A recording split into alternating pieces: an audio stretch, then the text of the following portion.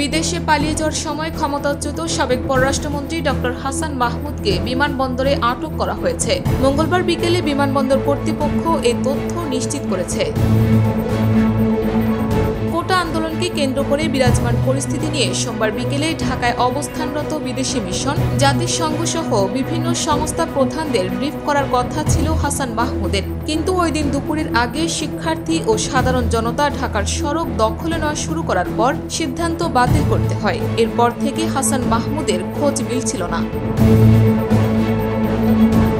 এর আগে এদিন দুপুরে সাবেক ডাক, টেলিযোগাযোগ ও তথ্য প্রযুক্তি প্রতিমন্ত্রী জুনায়েদ আহমেদ পলকও বিদেশে চলে যেতে চেয়েছিলেন, কিন্তু হযরত শাহজালাল আন্তর্জাতিক বিমানবন্দর কর্তৃপক্ষ তাকে আটকে দেন।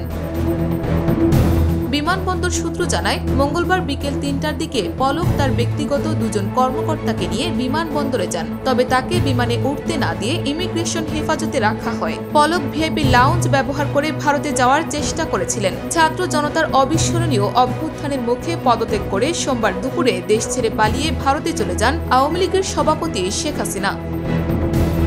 বঙ্গবন্ধু কন্যার এভাবে চলে যাওয়ায় দিশেহারা হয়ে পড়েন আওয়ামী লীগের এমপি মন্ত্রীরা। দেশব্যাপী দলটির নেতাদের বাড়িতে হামলা, ভাঙচুর ও আগুন দেওয়ার ঘটনা ঘটেছে। এই অবস্থায় অনেক নেতা দেশ ছাড়তে পারলেও আটকে পড়াদের অনেকেই প্রাণ ভয়ে বিভিন্ন দূতাবাসে আশ্রয় চাচ্ছেন। সত্য, বস্তুনিষ্ঠ ও নিরপেক্ষ দৈনিক জনবাণী।